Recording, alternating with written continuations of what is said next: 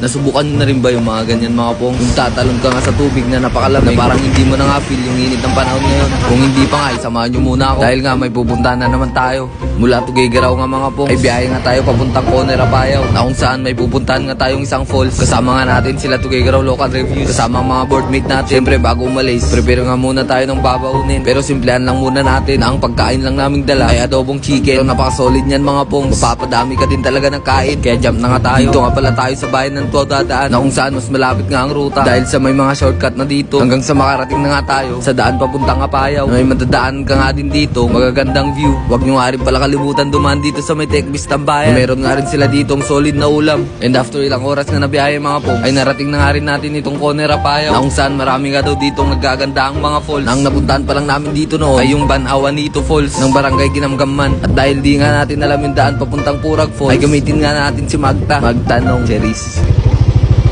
Pero highway na agay Na hindi nga rin namin namamalayan na sumobra na rin pala kami, na ang way din pala papuntang Purag Falls ay yung way din ng papuntang Belang Cave, na ilang minuto na nga lang mula Provincial Road ay mararating mo na nga rin dito Purag Falls. Pero bago nga kami makarating dito mga pongs, ay may nangyari nga sa amin na di maganda. Na sumempla nga kami dito sa may basang bahagi ng daan, na tuloy-tuloy ngayong agos ng tubig mula sa ilog, na hindi nga rin kami aware na madulas at puro lumot pala yung daan, na kahit maglakad ka nga lang dyan ay paniguradong babagsak ka sa tubigan. Kaya yung isang motor naming dala ay ganyan na nga yung nangyari matapos masemplang sa daan. Nadulas kami. Yan o, basang-basa kami. Hindi ko alam kung mag-on pa yung cellphone ko. Conner Tourism! Lagay kayo dito ng sign na slippery when wet. Ganun dapat. Baba ka man din. Ayun na namin tumuloy. Uwi na kami. Kaya siya dito. Nadulas talaga siya guys. Oo, madami dito. Madami nga. Madami ba? Pataas pa man din. Kahit daan-daan ka talaga eh. Oo, dudulas ko talaga dito. Pang na kayo? Pang 99 na kayo? Pang 99 na. Grabe talaga kung baguhan ka dito, no? Kago. Ano? Basa-basa tuloy kami, gagi. Double kill. Ang akala ko hindi kayo kasama. Akala ko ako lang. Gulat din nga kami. Akala nga namin eh parang... Lugi? Natutulala pa ako. Hindi pa nagsising in.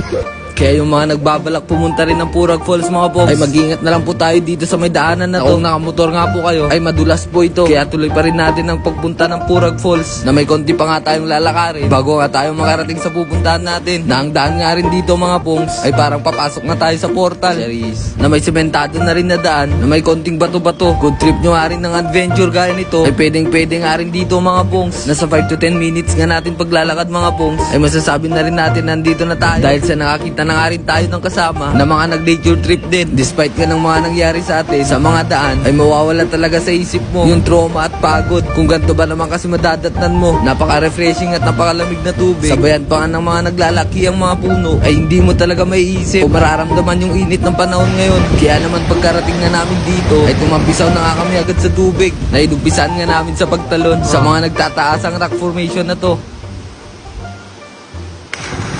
Hindi na pindot.